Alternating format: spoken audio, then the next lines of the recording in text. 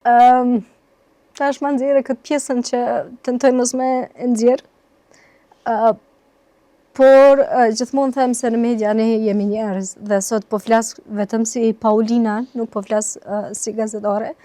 Dhe vërtet që shumë herë ne jemi të grimosura, dukemi bukur, shkëlqejmë,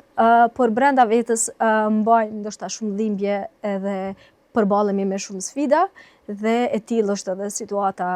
kur unë përballem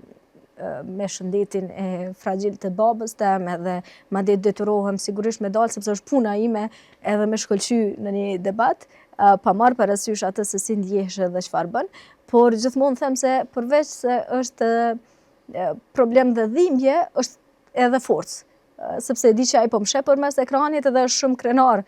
për atë se çfarë bëj unë, por e them